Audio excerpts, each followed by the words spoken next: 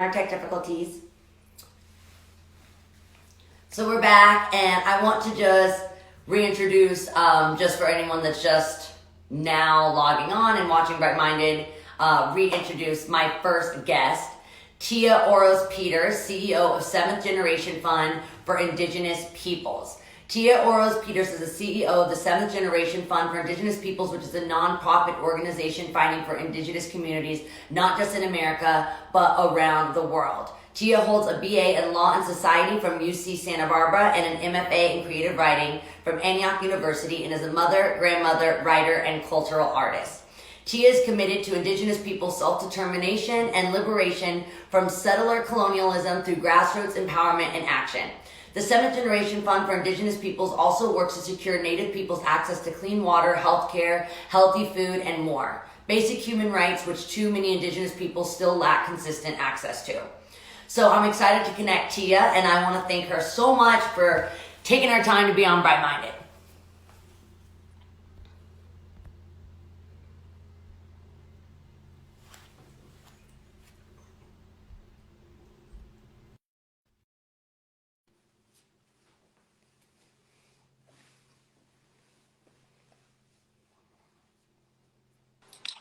Hey, Hi, Tia. hi, how are you? Good. Thank you so much for being on Bright Minded. Sorry I cut off there a little bit No, before. I have a new puppy. I'm sure you can see here. I'll show you my puppy. Oh, come here. He's a baby. Oh, But he's nice. not really so much of a baby. He's like, we were told that he was actually older than he was. I just found out he was younger because he's a rescue, so we didn't have exact age, but he is like 35 pounds and maybe like 15, 16 weeks old. So he is massive. But as I was doing your introduction, he was using my hand as a chew toy. So I couldn't. Well, if we get a moment, I'll have to show you my kitty who's sitting right next to me, Stella. So, I have some kitties also. I have my like proudest achievement of being a mother of animals is getting the dogs and my cats to coexist because they really love each other. It's so funny, and especially my pit bull and my cats, because ever since my cat was just like a baby kitty, my pit bull, who was also a rescue, but I think she could have had puppies at some time in her life, really loves like mothering all the animals. So she like mothers any animal we bring in here, including the cat. So it's okay. super, super cute. But he is Cute. going to be biting me the entire time. Nice. I want to thank you so much for taking time for being on the show. I'm really excited and honored to learn more about the work that you do at the Seventh Generation Fund. And it's just an honor that you took your time. From what I understand, this work is deeply rooted in culture and tradition. So I'm curious to learn more about the roots of the Seventh Generation Fund for Indigenous peoples, and how did your organization get started, and what are some of the origins of the nonprofit's name? Oh, thank you. I like to tell this story because we emerged out of the grassroots. We were just a really little grassroots organization that came out of the movement building of the 60s and 70s. And Indigenous leaders traveled all over the Indigenous world. It was called the White Roots of Peace Caravan. And they visited Native communities. At this time when people all over the world, and certainly in the US, so-called US, were all, power movements. There was, women's rights, civil rights, brown power movements, all these different power movements. Elders and leaders and young people that traveled to these communities, they said, let's find out what our people want. And in these visits throughout the Indigenous world, they found out we may not want exactly what all the other communities are talking about. A piece of the American pie, the American dream that has been delivered to us over these years. Let's reflect on this. Maybe we want our own dream. Maybe we have a right to our own dream. What do we want? We want our languages. We want to plant our gardens. We want our treaty rights. We want to rebuild and recover traditional identities. We want to re-engage with our homelands. We want our own dream, and we're going to be developing it over these next many years. And that's really was the first kind of spark that started the Seventh Generation Fund. Campfire conversations and kitchen table conversations and person-to-person, dialogues that helped people imagine again, I think, and dream again what the Indigenous world could look like. And that was really how the Seventh Generation Fund started. So we started as a grassroots group back in 1977. That is such a beautiful story. And just thank you for sharing, because I think you know, again, like just you were talking about, really it was about connecting and about dreaming. And I think that's something that could be easily lost in a time of crisis like this worldwide.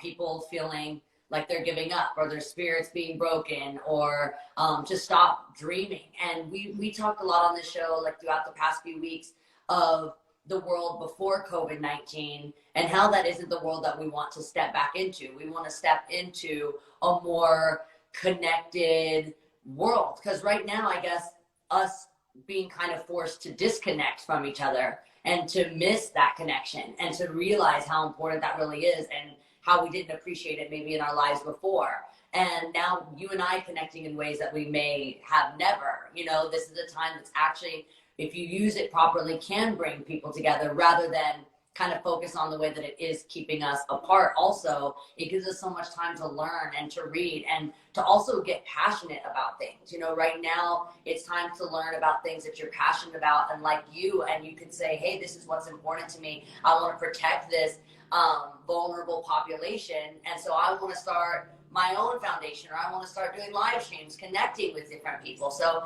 it's just a time that I love that you said it was about dreaming again, because I think that could be easily lost in a time like this. Yeah, I think so too. You know, our organization, we talk a lot about dreaming, probably because of our original seeds. And, you know, going back to your question about our name, it comes from the Great Law of Peace of the Haudenosaunee. And they say, in every deliberation, consider the seventh generation, on the impact on the seventh generation to come. Or they'll say, step tenderly on the skin of Mother Earth, because the faces of the unborn generations are turned upward, watching everything that we do. And if that didn't kind of really help us get really not only grounded and rooted with where we are and what we're doing, but if we think about everything that we say and do, our conversation has impacts on future generations. It helps us really clarify that what the real goal in life is to be a good ancestor, right? Yeah. How do we be a good ancestor? And how do we fuse that dreaming and that imagination and be better after this pandemic? Absolutely. It certainly is a revealing time, right? It's not going to build character. It's just going to show it. I love what you just said about, what did you say? Like, how did you say the kind of our purpose in life is to be a great ancestor? To be a good ancestor, you know, people, you know, at this time, I think we have this opportunity to reflect, right?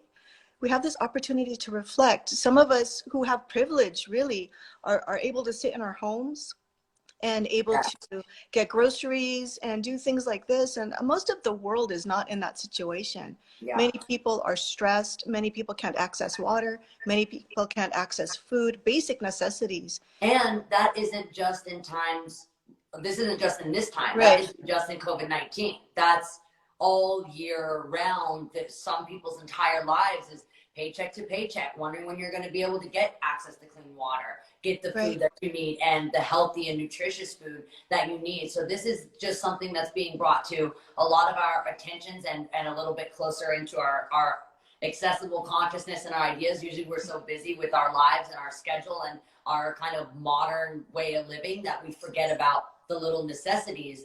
If you have those accessible in your life all the time, you really, it's easy to lack appreciation for those things that we call the little things, but they're not so little. They're completely essential and, you know, survival. So I think just having this time to think about, man, I'm so lucky to have clean water. I'm so lucky to have a house that provides me shelter and safety so I can keep myself healthy and away from others. And you're right, not everyone does have that. And so just having that awareness, this gives us a lot of time to plan on what we're going to do when we can get back into the world and create some action. So I want to get to one of my questions, because we're just really grateful for you and your colleagues and you know, your grantees who do this work not only during the pandemic like we're talking about, but this is all year round. Mm-hmm. And historically, I know the fund supplies grants for a variety of projects, but I'm interested to learn more about the work that you're doing on the ground and how Native populations are coping with the pandemic. And can you tell us more about some of the health and economic challenges that the community faces, not just in the pandemic, but all the time? Yeah, sure. Well, you know, the pandemic is, it's like I was saying, it's a revealer. I think it's already revealed the mass disparities of nutrition, of access to resources, of access to rights, to be able to express our full actualization. And it really is revealing the wounds that already exist, I think, in society, right?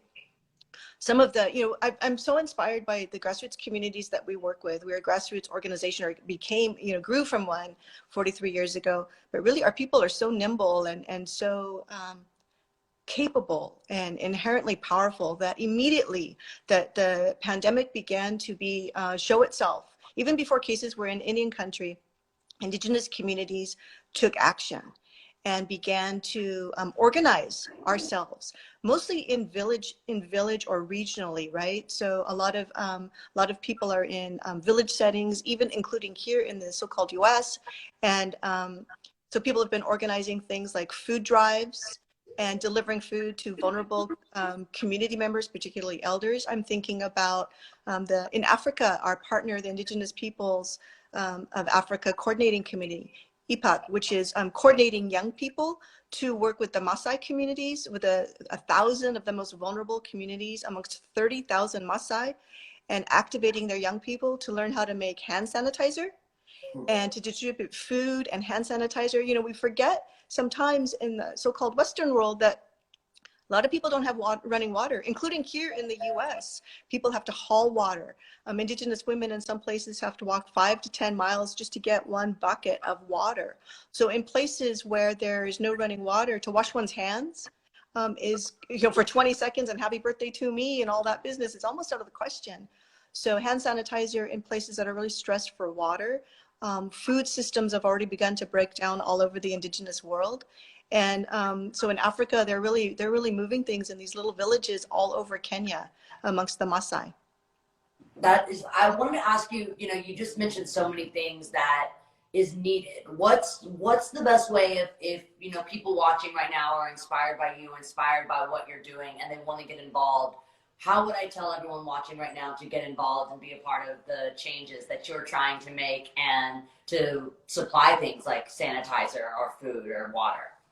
Yeah, I would ask, I think the best support is going to say it, the best support is cash. The best support is to directly support our Flickr Fund or the Seventh Generation Fund for Indigenous Peoples. We have a Facebook, we have an Instagram, we have website, as well as to support, if they don't choose us, to choose organizations that are Indigenous-led, that have direct relationship and accountability to the Indigenous communities that working in. We can't have people helicoptering in and saying, I'm going to save you. What we need is to support the Indigenous peoples who are on the ground, frontline first responders who know what they're doing, who know what the dynamics, the politics, the landscape is, and who can be activated or supported, nourished in the work that they're doing, that they're already doing to support their people. And there's places all over the Indigenous world that this is happening, where people are activated and taking action, and things that you don't really hear on the news. You don't hear about Southwest Indigenous peoples that are working in Pueblo communities, Hopi and other communities, and they're distributing seeds and helping with the revitalization of traditional seed gardens and agricultural practices, not only for nutritional support, but for spirituality and for culture. There are the distribution of food supplies, sanitation supplies, basic cleaning products. That situation is rampant throughout the Indigenous world. There's projects that are working all over that we're supporting. They're translating health and safety and COVID information, pandemic information, in a variety of different Indigenous languages, because we're not English-centered or Spanish-centered communities. And that really helps people trust the information and then use that information within their families and communities to protect themselves. Thank you so much for your time. Everybody, you heard that the best way to get involved is by donating if you can. Any money is the best way to get involved, so it can be distributed in the way that is best. And you're on Instagram, Facebook, Flickr account, so easy to get involved if you've been inspired by today. Thank you so much for being on Bright Minded. Thank you. I appreciate it. Have a good day. Thank you so much. Have a good day.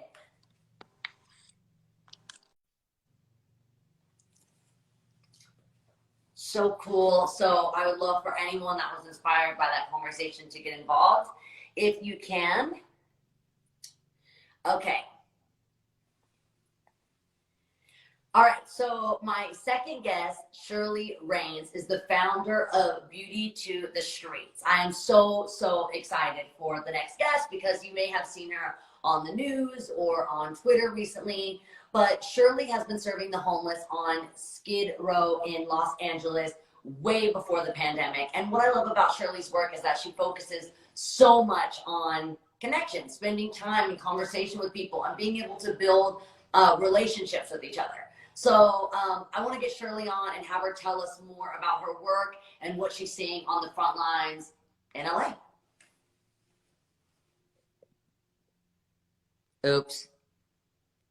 Wait, how do I undo this? Okay.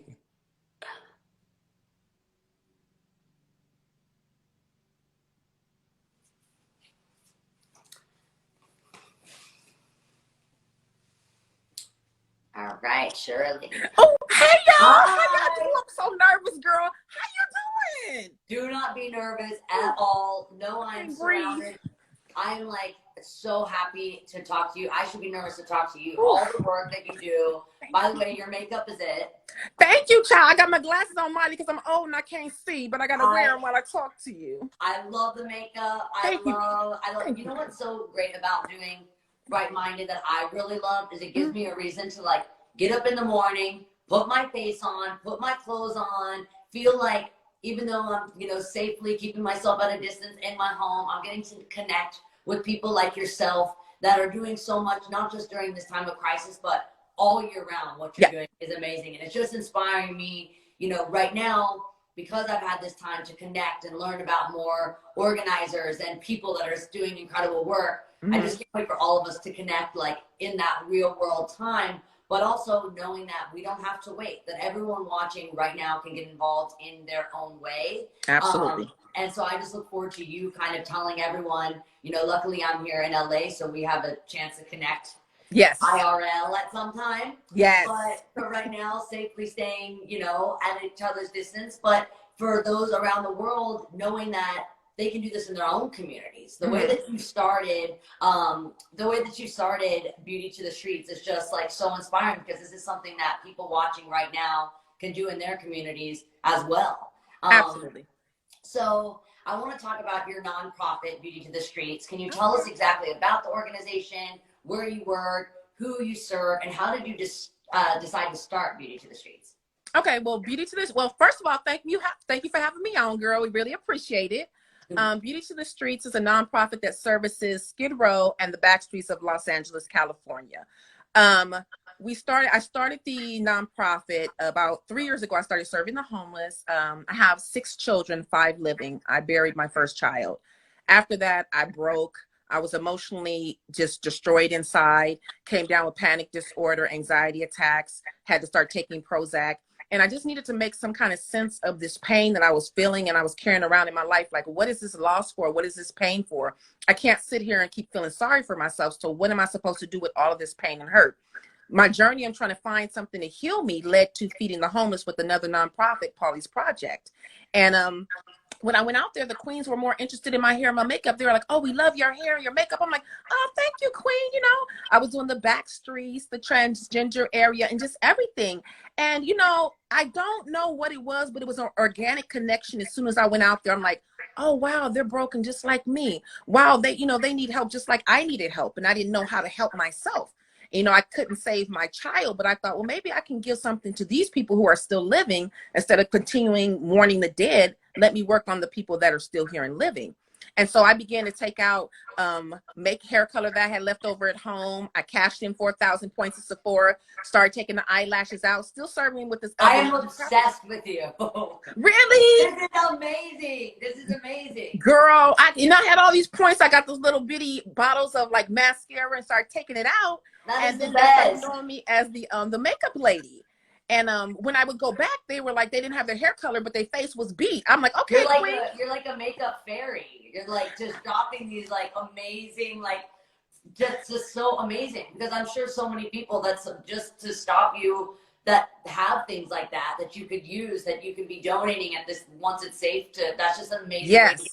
And to connect with people, like just be Yeah. their friend and like connect with them in that way. It's so amazing. I always try to find ways that I can do what I want to do and serve the way I want to serve, but in a fun way. A lot of the time when Absolutely. people say foundations or organizations or charity, you feel like it's going to be something very serious and Yes. heavy, which it is, Yeah. but you can bring this like spark and light and energy to it that makes people actually want to be involved. Like next Christmas, you got to come to my friend's place. Heather is on later, who runs my Okay. holiday party. It is the most fun. All the homeless youth from LA. It is like the most fun. And like you and I both, like I connect so much about like the amazing makeup and the hair Yeah. that I see. And you create these relationships where you can't wait for next year, you know? And when you make Yeah. it fun, you get people to want to be involved. And you can create this Yeah. amazing like group of people. Like my friends do it with me every Christmas, and it's just the best. So I love the energy you have and the approach you have to it.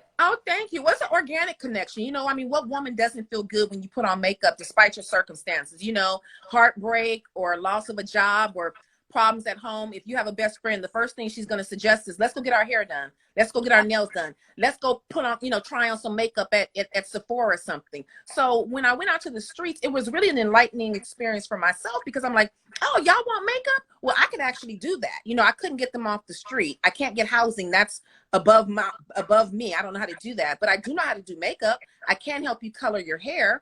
And they weren't using the hair color. And I was like, you don't like it? They're like, you don't have water. I'm like, Queen, I got some water at home. So we started boiling water at home and taking it out there. And because they got to know me as the makeup lady, I expanded it and started my own nonprofit. Now, you know, when you have your nail tech or the person who does your hair, you spend a lot of time talking to them and you make that organic connection. They begin to see you every week and say, girl, how's the job going? Or girl, how's your parents doing? Or what happened to the relationship, Queen? You know, and that's how we get to have that real organic connection about caring about them. I fell in love with them. I already loved them with the love of the Lord. But when I went out there and started doing this work, I felt an organic connection, and they became my bonus family. And I really fell in love with them. Like I love my children and my sister. I love this community. Oh, and I love you, and I love the work you're doing so much. I just think it is so cool. Like that's exactly what happens. Anytime you do nails, do hair, all of a sudden I start feeling guilty. I'm like, I just use this as like a therapy session. You've saved my roots, and you like saved my like. There's like a part of just. It's so therapeutic to have someone Yes. caring for you, and Yes. like it reminds me of, you know, my grandma like laying on her lap, and she would always like yes, I would exactly. all of a sudden just start like crying about something that's going on at school that I would have never told my parents, or you just really end up like connecting and just like exactly caring for someone, and it's just such a cool way for you to go. One thing that I learned a lot from from someone really important in my life, Dr. Amen, was don't focus on the list of things that you can't do. Write down what you can do. And Absolutely. if you write down what you can't, accept that. Look for resources that can, but really don't not start because you think that you can't do it. There's so many things you can start doing. It's free to go care for someone or to love someone. Yeah. We took a lot of criticism when I first started Miley, though. A lot of criticism. People are like, oh, so you'd rather give them hair and makeup than a house? No, I'd rather them have a house, but I can only do hair and makeup. I can only give what I have to give. You know, I'd rather them go to get therapy and counseling, but since they can't do that, since the resources aren't out there, I've buried a child. I've lost a child's father to death as well. I know how to I've lost a job. I've had a divorce. I've suffered a lot of tragedies that they've suffered. So they can cry on my shoulder because I can give them the same advice that I was given. I'm still here. I'm still breathing. I'm not perfect. I'm broken, but it's okay to be broken. Broken is my new normal. And I feel like with this pandemic, we'll start learning what new normal looks like. That is so, so awesome. I want to talk about, since you mentioned the pandemic, I want to talk about the current pandemic and how it's affected the community that you serve, and how are you responding, and what would be the best way for people watching to respond? How is this uniquely affecting that community? I would love to say, well, you know, that community has been affected a long time ago. That's been a community that's been ignored for so very long. This is not the first crisis or virus we've gone through with this community. We were there when typhus outbreak happened. We were there when the chickenpox outbreak happened. You know, COVID-19, people are paying attention to this virus because it's affecting us all now. If it just affected the homeless community, I promise you nobody be talking about it like it is right now. That community has been forgotten and neglected. The disparity of health care, no one comes out there and helps them. So, you know, they needed things that we use on a regular basis for their survival. They needed to go in Starbucks and use the bathroom. They needed to go to the first hamburger station they could find and wash their hands. They needed churches and nonprofits like myself to come out and feed them. When COVID-19 happened, all of those resources dried up.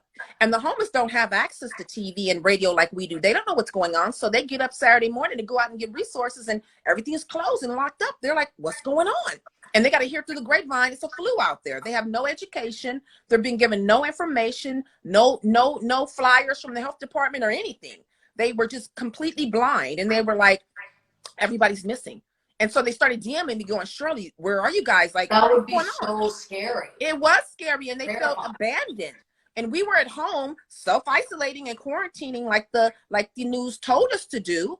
But here I got a whole community. I've been saying for 3 years, let me do your hair. I'm here for you, cry on my shoulder. And then when the rubber meets the road, we bounce because we're going to be concerned about our own safety. That's not how it gets down. When you have a family, you have a family. If you say you're going to take care of that person, I'm from the streets. Your word is your bond, and that's all you have. Character is all you have.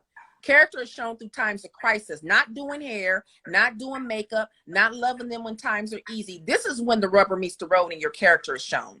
So immediately when I heard that they weren't getting the resources that they need, my team decided to go back out there, but in a more protective way. Let's not sit up on the corner. It's unfortunate we can't do the hygiene services for them anymore, but child, my nails is tired too right now. You know what I mean? Thank God I color my own hair and I don't have no hair. So we're going without those things. So right now, once again, they're going without those things. They're going without getting their scalp washed and warm water and their nails done. It was nice, and the makeup. It was nice that we were giving it to them. But right now, they're going to have to do like the rest of us and not have it. We'll go back to it. But it was important for us to get down there and pass out the necessary items like hand sanitizer. I can't get my hand. I used to cook for 500 to 800 people in my little one-bedroom apartment here every single Saturday. Can't get access to food anymore because people are hoarding. Can't get access to water because people are hoarding. So we're literally piecing things together so we can go out there and take supplies that they need. Asking our social media family to help us with hand sanitizer, face masks, gloves, whatever you have. When we went out there to decide to serve, we decided, I said, okay, you know, it's best. I work with Fighters for the World, their MC club. I'm like, it's best for us just to serve from our car window. Let's roll the window down and let's, put the bags out. Because honestly, we talk about a 6 to 10 foot distance. No one even comes within 6 to 10 feet of the homeless. When you see a homeless person, most people cross the street. So the reality of them giving it to us is 0 to none. Us giving it to them, however, is more plausible. So we decided to stay in the car and keep ourselves away from them. There's 60,000 homeless people in LA community. No way to do 6 to 10 feet between 60,000 people. It's impossible. So all we could do is educate. But when I went out there, they were all covering their mouths like this with their shirt, but they were reaching through my car window and touching hands. And that's when you hear me on the video saying, don't reach in, I'll reach out. Because I realized by them reaching in, they're cross-contaminating each other's hands. And then I'm like, do you know what's going on? They said, oh yeah, there's a flu out there or something. I go, oh my God, no. So we found ourselves being educators. Okay, this is what it is. Wash between your hands. If you have access, between your fingers, if you have access to water, sing the ABCs 20 seconds, while you're washing your hands. We find ourselves being more of a source of information, not just food. So what would be a solution? This isn't one of my questions, but I'm really interested. What would be a solution? Because all around the country, America, around the world, like homelessness is a huge issue, a huge crisis. How do you get information to the homeless communities? What would be a creative solution? So, because not everyone gets to meet like angels like you. How do you get that information? Is it I think that the city should do their job because they're the ones being paid to do their job and to educate and to provide resources. We are secondary. We shouldn't be frontline workers. We should be the secondary. We should be the backup to the city. We're not the frontline soldiers. I'm a mom. I have 5 living children and a sister who worry about me every time I go out the front door. But I also need them to understand that we have a family we have to take care of. I think the city and the health department should pass out flyers. I think they should install more hand washing stations down there. The 9 that I saw down there, probably 4 of them didn't have water. At every hand washing station, they can put a little flyer up, laminated, saying the do's and the don'ts of what COVID-19 is. They can use nonprofits like myself and say, here, let us provide you with some flyers and some pamphlets to hand out since you're going to go down there. The city can also work with the nonprofits and the people who are putting themselves in the front line. Education is just so key. I don't think people really understand, Miley, that they keep thinking it's a them and us thing. COVID-19 doesn't care if you have a building, if you sleep in a tent, if you're Black, if you're white, if you have a job or you don't have a job. It's an equal opportunity disease. It does not care. And if we only provide resources for us, if we only worry about the stay-at-home order for us, how can you stay at home when you're homeless? That's a luxury and a privilege. People are like, well, they need to stay at home. How? They don't have a home. Their streets have been their home. So now we're talking about our city and what they can do. Now let's talk about the people in our cities. What can the general public do? What would you suggest if they're watching right now and they are just loving you, which I see everyone is? How would people watching right now get involved to Beauty to the Streets? How would they get involved from where we are right now or worldwide? Okay. Well, you can always go on our Instagram account, click the link in our bio, Super Social Shirley, and it takes you to our website, or you can go to our website, beautytothestreet.org. I understand that right now was very uncertain times and everyone doesn't feel confident to go into the street, and that's okay. In war, we all have our position in place, but we are frontline soldiers. You can send the resources to us. We have Patreon, PayPal, Cash App, Venmo. We do have an Amazon wish list, but most of the items are no longer available on the wish list because of the hoarding. But people can absolutely, if you're at home and you're making masks, we have a P.O. box that's linked to our website, beautytothestreet.org. They can mail homemade face masks to us. If you have an extra box of gloves over there, and pretty soon when things are back to normal, if you got some extra makeup queen laying around, if you got some hair color you bought once but you don't like it, send it on down, child. Somebody else will use that and love themselves for it. But we are frontline soldiers. It's not easy to go out there. I understand, human survival is something that kicks in. And going out there, like I say all the time, it doesn't make us heroes. It makes us human. We've been human for so very long. We've been taking care of this community, which we love, for so very long. And I wish there were other resources out there for them so I could self-isolate, so my team could self-isolate and we can feel safe, and I don't wake up every time I get a tickle in my throat and think, oh my God, what's going on? Because I don't go anywhere. I wish. But wishing is for shooting stars and birthday cakes, and that's not happening right now. So somebody's got to go out there and continue to love up on them the way we have been. And then when all this is over, we're going to have a big old block party, child, because their hair is tired right now, Miley. You should see them, girl. Half of the blue is all faded out there. Like, I need my hair colored, and I'm still trying to tell them, Queen, I can't do it right now. We're in a pandemic. We'll get back to you soon. I want everything you said on a t-shirt or written on my mirrors because I do think a lot of the time, from afar right now, we don't think we have a lot more than just our thoughts and our prayers, which are really, really important. But it's also, it's important to send out our good energy and send out love but it's also really important to take action. And I love that you took action. I know that you're praying for the people that you work with in your family. And I know that there's a spiritual element, but there's also an active part of this, of making actual change. And something we've talked about on this show over and over and over again is we don't want to go back to the pre-COVID-19 world and existence. That wasn't perfect. That was far from it. And I think it's really important that we all have this time to connect in this way and go, listen, when things get back to it, like how you said, when you can get back to coloring the hair, get back to when we can get back to really connecting, having that list of organizations that we love the way that they handled this crisis and dedicate ourselves in the world when it goes back to the way that it can, where we can physically put ourselves with other people. And I love the idea that what Beauty to the Streets is about making people feel beautiful, feel like their truest selves. But just listening and connecting and letting them know that you love them and that you're there for them. It's just, I love the idea of connection. Yeah, I think, and on a personal level for me, the thing that really pulls my heart to them is maybe you can't fix everything, but you can be there for that person. The hardest experience you'll ever have to do is bearing a child. And there was nothing I could do to save my child. All I could do at that final moment was just tell him how much I loved him. And that's all I could give. That's all I had to give. I knew on a spiritual level he would be fine, but I knew I would miss him. And all I had to give was the words, I love you. And that was good enough. And he said it back, and we have really worked so hard to gain the love of this community. And it saddens me that people, don't see them as vitally important. They are human beings, and we don't have to keep continuing to suffer the loss of these people. They are somebody's children and mother. They once worked with you. They once had kids that went to school with you. They just fell on hard times, and we are so much closer to them now than we ever were before because of this pandemic. And coming back from this is going to be hard for people. And a lot of people are going to experience loss or have experienced Absolutely. loss.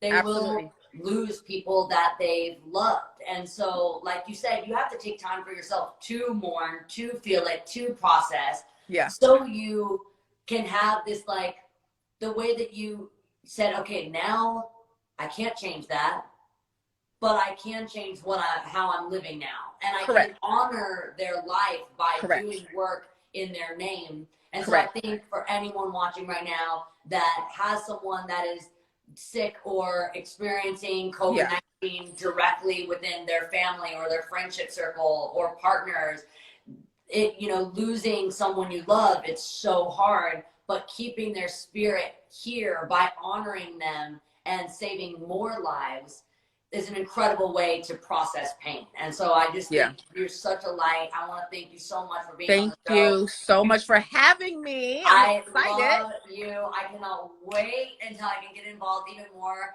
Happy Hippie and Beauty to the Streets. We have a lot in common, so I'm really excited. Thank you. I was so excited when I saw your DM. I'm like, Miley Cyrus.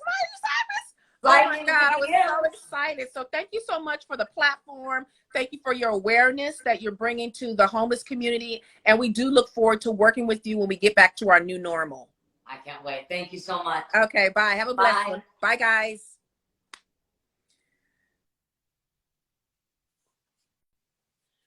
Shirley's the shit. That was amazing. Okay, so now for my final guest.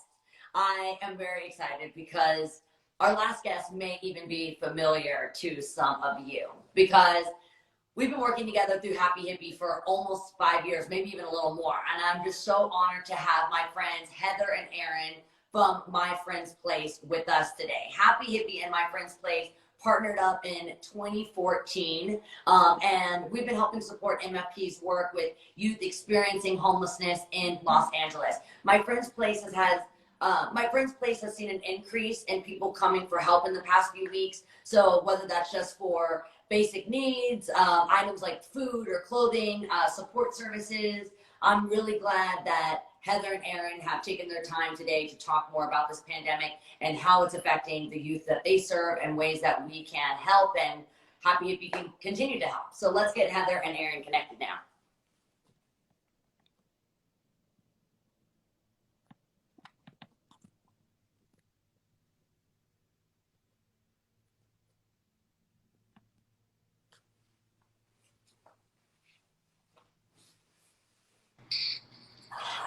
My friends! Hi, Miley! I am happy to see that you're taking social distancing. Like, look at this. Yes, we tried. We normally have our masks on, but that was just going to be too complicated for this moment. But every moment we're mentoring for the young people what it means to be taking care of ourselves and one another. So where are you all at? Are you at My Friend's Place right now? It looks like you're in the studio. Yes, we're in the Happy Hippie studio. There's no better place to be right now than to be speaking with you in a space that you have loved, supported, and young people have created endlessly in. That was one of my proudest moments, was getting to walk through the studio with my dad at the Happy Hippie Christmas party. You're lucky my dad is left-handed, though, because all the guitars are right-handed, because he's, like, looking at them all. He's like, you got these? Like, can you do a studio at my place? Like, look at all these guitars. And I know he wanted to play so bad, but my dad is, like, everything is opposite. He's such a unique person. And he's only, one of the only left-handed guitar players I've ever met. Otherwise, you would have never gotten him out of the studio and actually like serving the young people. He just would have been jamming and recording, and he had such a good time. And like we just had, it was so cool for me to show my dad how many creative young people come to my friend's place on the daily. And when you think about a music studio being essential to somewhere like my friend's place, you don't really think about it until you get to see the youth actually in action and using it and what they're creating, and how amazingly talented so many of the young people really are, and why it was so important for my friend's place to have a studio. Yeah, that Christmas celebration and being able to, for young people to really be able to demonstrate how meaningful the relationship is to you and Happy Hippie, and to be able to share their extraordinary talents. Definitely, that's going to last a lifetime for many of us. And not just musicians and artists, but you have like amazing creators and so, like amazing painters, so many amazing talented like young people in my friend's place. Every time that I've gotten to be there, I've just really connected so much to the artistry that you all support too, because it's super important. Being from Nashville, working with Oasis, who I was telling you about in Nashville, which I love because music is such a part of my culture and community also, and my upbringing. So I just love how you support the artistry of these young people. I want to talk about the work that you do, and My Friend's Place is an essential service, so you have stayed open during this time. How is the pandemic affecting your young people who can't shelter at home or may not even have access to places to safely wash their hands? How has this changed My Friend's Place, and how have you adapted? Yeah, in so many ways, so many things have changed. But like you said, we are here and providing connection and a whole wealth of services for young people, but also the older adult community right now. So yesterday we saw 170 people providing food, clothing, hygiene supplies. But for the young people, it's been really interesting. Some young people are really taking this in and understand the magnitude of the health crisis. But for many young people, this is just yet another crisis. So many of the young people have been for so long existing in a place of disconnection, lack of community, lack of resources, feeling so impacted by homophobia and racism. So those are ever present kind of experiences. So then you add this pandemic into that. They're like, but nothing has changed other than you and the community are even less connected to me now. So that is a real break your heart moment for us. Is we're showing up, we're at that front gate, we're doing everything we can, but we know that the community space that My Friend's Place provides really is like wrapping our arms around them and getting that relationship that is so necessary for young people to be even able to like look at the opportunities that we can afford, the community can afford, so that they can consider something different. So that's now at arm's distance, right? And arm's distance for young people that are craving that connection for survival. I think this is a really, really tough time in ways that most of us can't even understand. Yeah.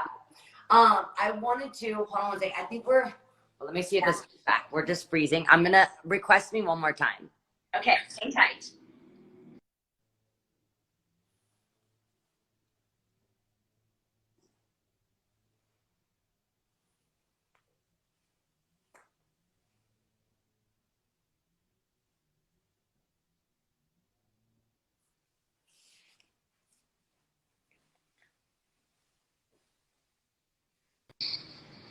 It just started freezing at the end, but we got everything, so that is perfect. You were talking about you were talking about right now. My Friend's Place is usually about kind of like just really connecting and like embracing. And since that's a challenge right now, what is an immediate need? What can My Friend's Place provide? How can people that are watching get involved and help? I know that there's kind of some limitations also with donations right now. So can you talk about that? Yeah, you know, we're really trying to be creative and about how we keep our community engaged and feeling compelled by caring for the young people and the community at large. There's a few things, right? Is the demand moving from, you know, we were seeing about 80 young people a day pre-COVID and now seeing 170 people. We're trying to keep socks, underwear, clothing, food, hygiene supplies. So there's an Amazon wish list on our website that people can go in and send us a pair of socks, a pair of underwear, and that means a lot to the person that's receiving it, because you had mentioned, you know, there aren't enough hygiene like wash stations in the Hollywood area. There are some. So whatever we can do to keep a person feeling a little bit more comfortable in their body so that they can digest the information about how to protect themselves is super important. We've established a COVID-19 emergency relief fund here at my friend's place. Folks can follow us on all of our social media. But I think what's really important is as we are all growing fatigued by having to stay away from one another or stay indoors, is really to recognize that there is great privilege in taking care of ourselves and other people. And there are folks that don't actually have that opportunity. There are people that are getting on the bus every day to get to what is no longer the nearest resource to go to work, our frontline medical care folks. Like, there's a lot going on. So keeping ourselves in check and finding where we can contribute and take care of our community. So I know you've got folks following you like throughout the world, and we know that there are people in every community that are in need. So taking a moment to jump online and learn who's struggling in your community and how can you participate. You know, we've just recently tried to change. We are only asking for new clothing because that is safest to put folks into new clothing. But we're trying to devise a whole new, like, wash your clothing with a mask and gloves, bag it, tie it, come in, let us know. So there are lots of ways people can start getting creative, not knowing how long this is going to last. We have to continue to care. That's kind of what I was asking when I was talking about too, about like the kind of like you're a little limited with what you can take in, since you are seeing so many people and safety is so important. So the best thing is to do the Amazon wish list, right? So newer is better. But you're starting to look into ways of washing with masks, gloves, sanitize, since not everyone is actually in a place where they can buy new things for people. Yeah. Everyone is struggling financially right now. And then so the best way to stay updated with that is by going to your social platforms, and you all will keep everyone updated of how you're going to kind of, how My Friend's Place is going to adapt, right? Yes.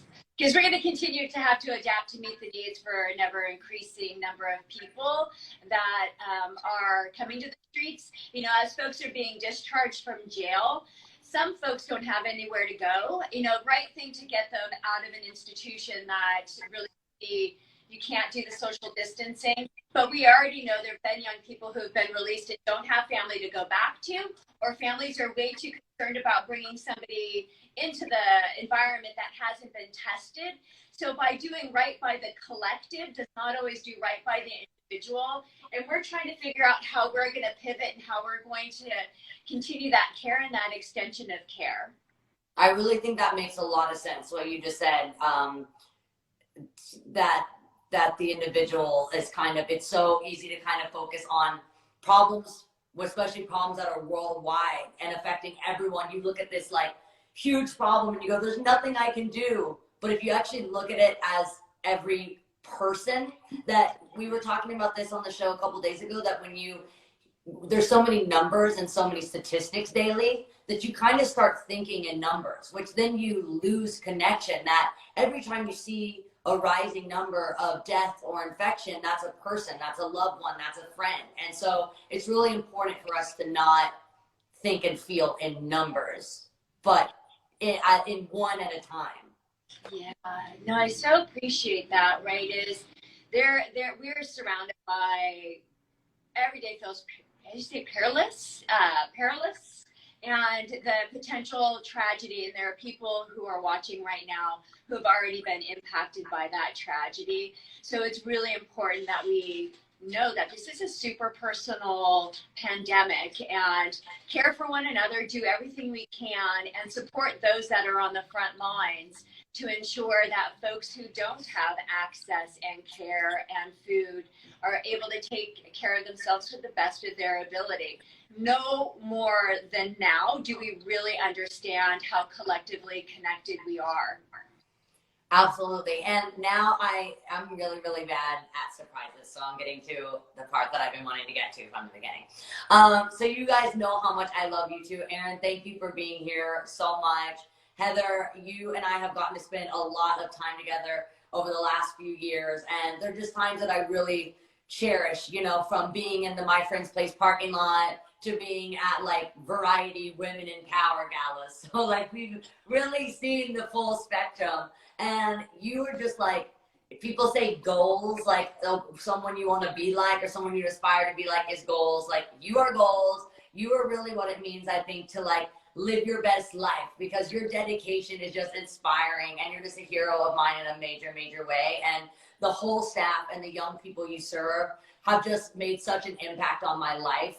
It's easy to like think that Happy Hippie has done something for My Friend's Place, but My Friend's Place has really done something for Happy Hippie and for me. And like I can never repay you for just the lessons that I learned every time I'm standing in your parking lot. And we just have such a special place. My Friend's Place has such a special place in my heart because we've had this history over the last few years. So I know you had to cancel your annual gala, which is happening in a few weeks, and that was a big fundraising loss. So Happy Hippie just wanted to acknowledge that and to get involved. And so as a way to celebrate Heather's 20 years of service to My Friend's Place, Happy Hippie and I are making a donation for $20,000 to help you during this time of crisis. So I just want to thank you for all that you do. Whoa. And it's an honor to partner with you. Miley! I'm so excited. Well, Miley, so I'm going to jump in here. Per usual, you had everyone crying, and I mean, you know, Miley, your support and dedication to us means the most. But I just want to echo some of what you said. Like, you and I share deep, deep affinity for Heather, and you know, the idea that she is someone to aspire to be like. But you know, part of what I would just want to say about this whole How My Friend's Place is handling this pandemic is that we are handling it under Heather's leadership, right? Which is, we do right.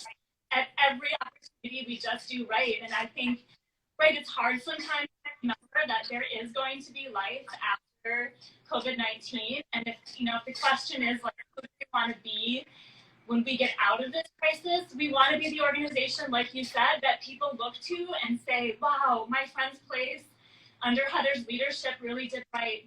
We really continue to invest in the young people. Like this is just new context, right? These are young people. We are always concerned about issues of access and the way that they are marginalized and the way in which public policy doesn't consider them. Like this is the stuff we're made of.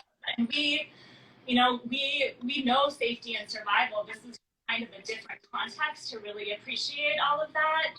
But you know, the soul of My Friend's Place under Heather's leadership to do right and to make sure that nobody is left out, like that's what we're doing. And that's where we could use your support. And thank you so much for the support you just gave in honor of this amazing moment. And I think it's super important, something you just said, that this isn't something that My Friend's Place isn't an essential service just during COVID-19. That means My Friend's Place is essential to young people in Los Angeles all year round, 365. And I see that firsthand when I'm standing there with all of the staff. All of the staff is just like incredible. And you're right, Heather just leads in such an amazing way. And it's just really inspiring for any of us who want to be leaders to look at you in the way that you do that. And it's just amazing to be a little part of My Friend's Place. So thank you. I see your wheels turning about like, what you're going to do next. But Miley, is we are only as strong as those that stand beside us. And the moment you stepped into My Friend's Place, you became a part of our team. And you and your team have fallen in step with the young people, with My Friend's Place.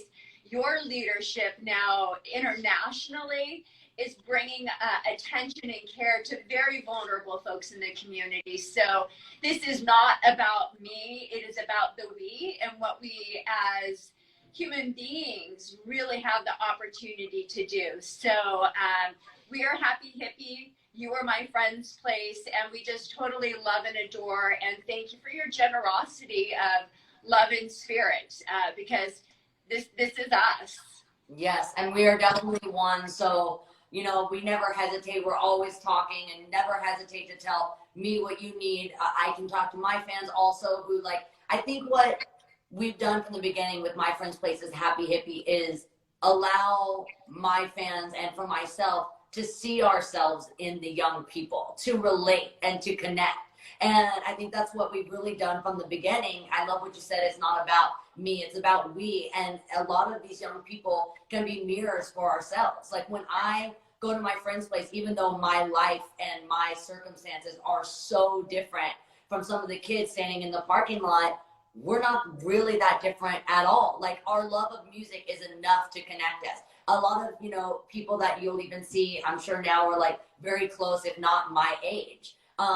You know, we were talking with Shirley about like, even if it's just, oh my God, I love your hair color. Oh my God, I love yours. It's like enough to create this like moment and connection that is a healer on both ends, like on my side and on their side, and learn from me and I learn from them. Like it's just, I think what makes My Friend's Place special and why it's always been important that Happy Hippie stays dedicated to the work that you're doing is it's really just a reflection of what's always been my goal for what my foundation would represent. And it's just, you know, acceptance, non-judgment, like the doors are just so wide open and like you just feel this sense of acceptance and like family. And I feel that anytime I'm there, and just that relatability. And I, like you said, the we-ness of it, you know, that it's so we. And as much as it is about the individuals, then it becomes about this family that you create. So I just want to thank you so much for taking care of, you know, you guys aren't that far from me, from where I live. Being in LA, being able to know that you're here, just makes me feel safer and protected because I know that these young people are going to be loved by you or fed or clothed or get one of your supporting services, whether that's getting to talk to counselors. Like I just feel so good knowing that you're in my area. And it's crazy too, right, Miley? Like, I mean, you know this because you've met and impacted so many of them. But, you know, when we're on the front lines and we're providing the essential services and it's heartbreaking to not have the doors open. Like, we miss the young people being in the space, recording in the studio, doing the art, taking the shower. Like, it's really hard to not have our doors fully open. But when we're on the front lines and providing those services, the last thing that's said is not by staff. It's by young people telling staff to stay healthy, to stay up, to stay positive. Like that reciprocal nature of caring for one another, it's so present right now. And they are amazing. They are amazing. And we're just, yeah, we can't wait that when we can kind of bring them in closer. Like, I don't ever want to like air hug again. Like, get you into my arms. That's what we want. Absolutely. Thank both of you. I just want to thank both of you for your hard work. It's just complete tireless dedication. And thank you, thank you, thank you. And if anyone wants to get involved, they can go to Happy Hippies Instagram because you'll find My Friend's Place there or My Friend's Place on their socials to get involved also. So thank you so much for taking care of LA and just dedicating yourself. Thank you so much. Thank you for taking care of us, Miley. Bye. Thanks. Bye, guys.